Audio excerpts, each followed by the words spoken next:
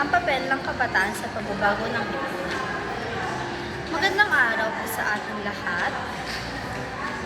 Bilang kabataan, naniniwala ako na tayo ang may malaking papel sa pagbabago at pag-unlad ng ating lipunan. Sa ating mga kamay, nakasalalay ang kinabukasan ng ating bayan. Hindi lamang tayo mga tagapasunod ng mga nangyayari, tayo rin ay mga leader na tagapagtaguyod ng makabuluhang pagbabago na kinakailangan upang mapabuti ang ating paligid. Sa kasalukuyan panahon, maraming hamon ang kinakaharap, katuwalian at hindi pagkakapantay-pantay.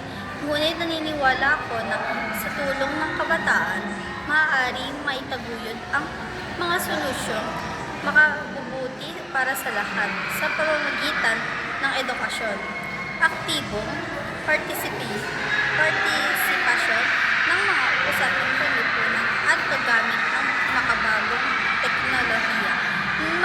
Nagagawa natin maging instrumento ng pagbabago. Maraming mga kabataan tulad ko ang sumusuporta sa mga kampanya para sa kalikasan, karapatan, pantao at patas na pamumuno. Mahigpit na ang aking paninindigan na bilang kabataan dapat nating gamitin ang ating tinig at galing upang mataguyod ng katurungan at kaunlaran. Kailangan nating ipakita na tayo ay responsable, masipag at may walang sakit sa ating kapwa at sa bayan. Hindi sapat na tayo ay manood lamang, dapat nating maging aktibo sa pagkilos para sa ating mga hadikain. Sa pagtatapos, naniniwala ako na ang tunay na pagbabago ay nagsisimula sa bawat isa sa atin, lalo na sa mga kabataan sa ating sama-samang pagsisikap.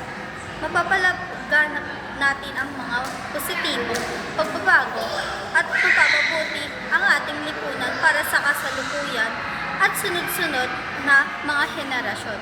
Ang hinaharap ng bayan ay nasa ating mga kamay, kaya nararapat lamang na tayo ay magsikap upang maging mabuting halimbawa at pag-asa ng ating bayan.